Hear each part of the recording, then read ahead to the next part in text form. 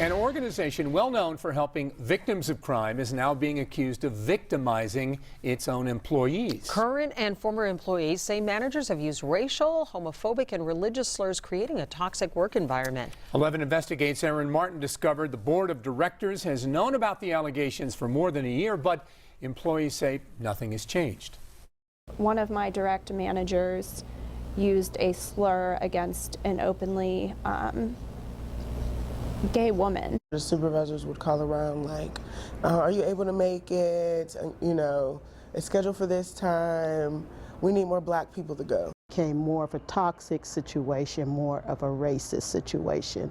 These women are different ages and come from different backgrounds, but they recently came together to expose alleged discrimination, racism, and a toxic culture where you would least expect it. They're all former employees of Pittsburgh's Center for Victims, one of the largest victims advocate organizations statewide. I used to say I bleed Center for Victims. They just took it all away. 11 Investigates spoke to a dozen current and former employees who echoed those concerns about upper management, including CEO Lori McDonald. We also obtained 6 letters sent to the board of directors between June 2018 and January 2020, detailing the problems.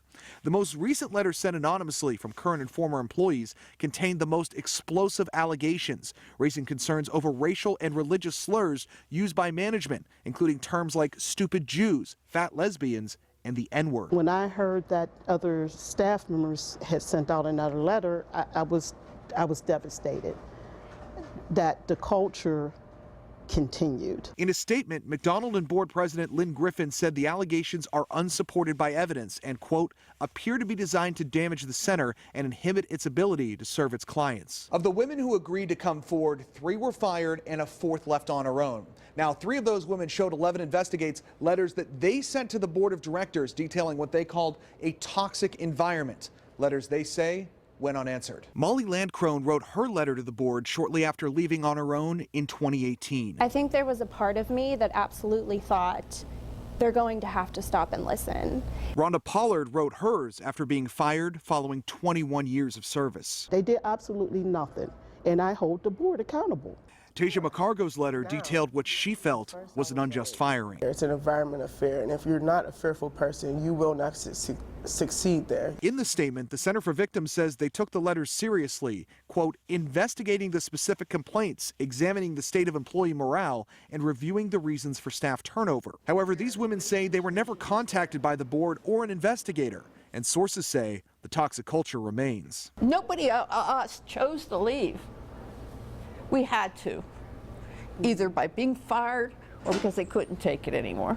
Deborah McManus has her own story to tell. She's in the middle of a wrongful termination lawsuit against Center for Victims over a disability claim. During her 42 years, McManus raised millions of dollars for the nonprofit and won numerous awards.